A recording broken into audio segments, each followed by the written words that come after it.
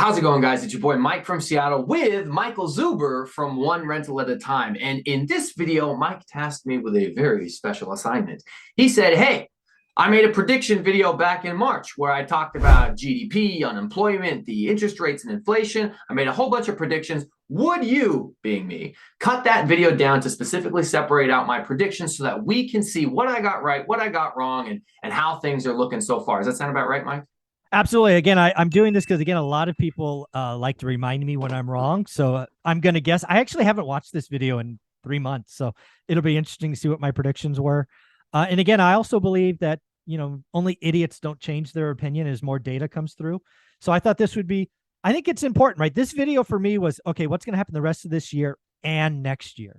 So that's why I asked you to do it. We've got 90 more days of data, and I'm going to guess I've been wrong about several things. So people like me to admit when I'm wrong. So I will do it if it's in there. Let's see what happens, because I actually forgot what I predicted. Sure. So we do have 5 total categories. They're each about a 1-minute long clip. We're going to jump right in with number 1. First one we're going to predict, or that you predicted, was CPI. We are first going to start with CPI. And right now, CPI as of March was 7.9%. I think CPI is going to get hotter.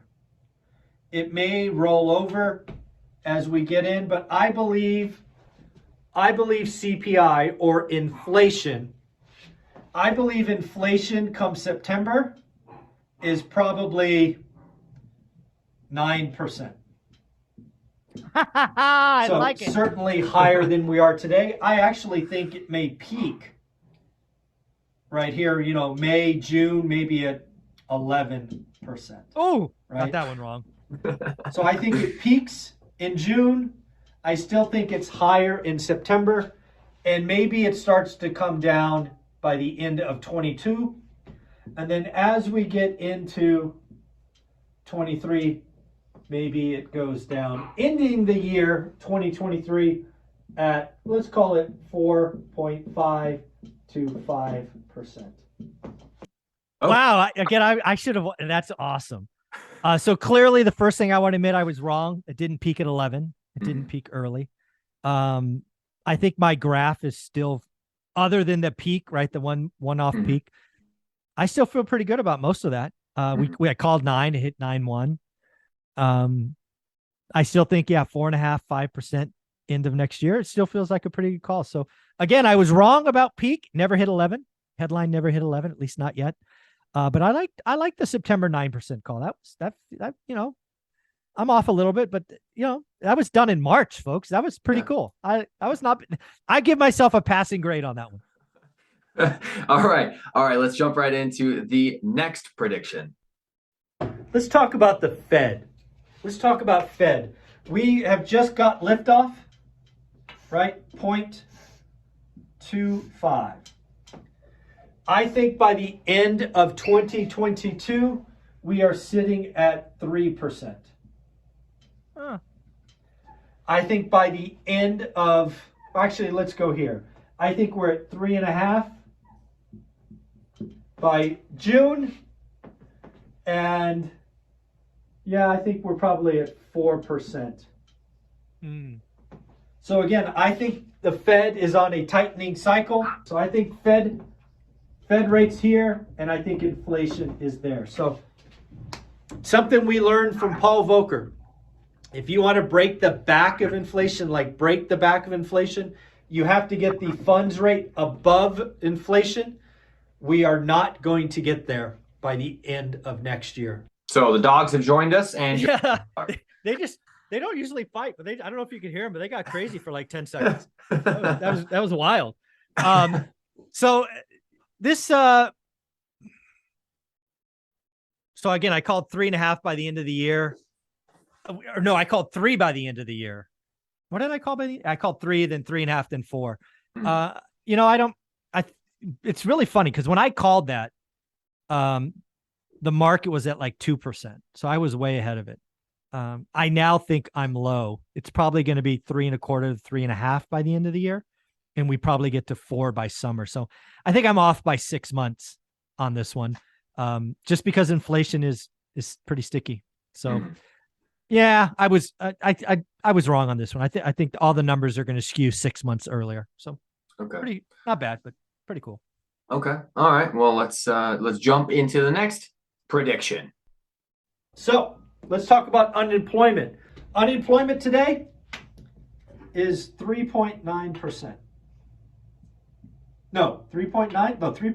Let's call it 3.8. Might be 3.7 actually. So unemployment.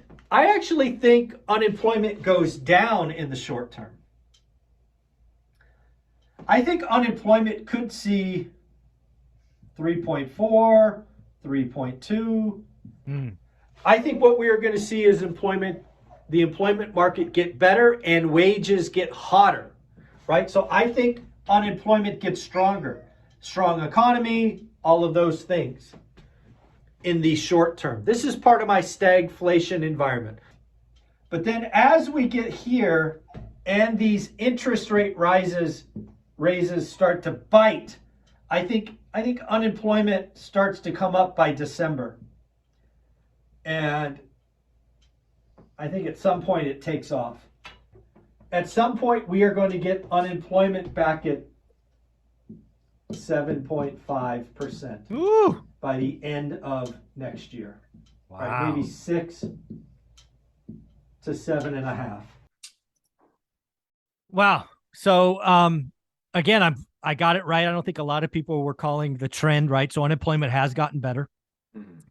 We're actually sitting at 1969 levels. I don't know if we ever see 3-4. So maybe that was a little bit too goodness. We are seeing a conversion to service sector. So there's still a chance. I think that's probably a little bit, but again, I got the trend right. I do think by the end of the year, it starts going up. So I think that was a wise call. I stand by that. And I think getting to 6% by next year is possible. I think 7.5 was probably a little bit too much, but I think 6 is possible. So that again, remember when I made this call, these were things people weren't talking about. So I feel pretty good about this one. Yeah, and for a long time, what's been considered healthy unemployment has always been 5%. We've been a little spoiled in recent years, but realistically, if you're calling 6% and healthy as 5%, that's not too terribly far from the norm. Well, let's be very clear. For most of my adult life, 6% was full employment. It's only in the last 10 years or so it's been adopted at 5%. So, yeah. So again, I think 6 by the end of next year is still possible. So yeah, not bad. Couple more predictions yet to go. Oh no. Now let's talk about GDP, right? GDP growth, I think, is running really, really tame right now. I think it's about 2%, maybe 2.1%. I think it trends down. I think the consumer is scared. I think the consumer, war, gas, food, all of that. I think we are in a low inflation. This is stagflation, right? This is stagflation. High inflation, low growth. And what happens here is when unemployment starts to tick up, I think we go negative and a recession starts. I think a recession starts kind of, June, September of next year. I think it goes negative. And it goes negative like 2%. Okay. Yeah, so this is definitely one I got wrong. It went negative much earlier than I expected. It's been negative since I created that video, so I got that one wrong. I think it will be, this is one that's definitely, I'm glad we're doing. I think we'll be negative all year, and we could have negative GDP growth 6 quarters in a row. So this one I got wrong. It's still stagflation, right? Low growth, high inflation. But yeah, I got this one wrong. It went down faster than I expected. All right, a couple left, and then we'll put it all into perspective. Where's my color for home sales? Here we go. So home sales right now are running about 6 million. I don't actually have it on here. Let's call it 6 million. Right, so 6 million home sales. I think as interest rates rise, we're going to see by the end of this year, home sales maybe at 4.5 million. And then by the end of next year, we're maybe at 3.5 million.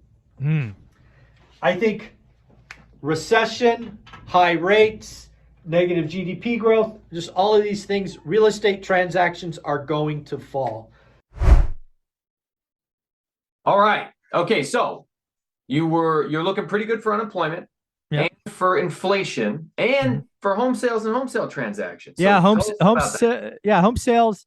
Again, it's amazing. I called that back in March, man. Sometimes I'm good sometimes.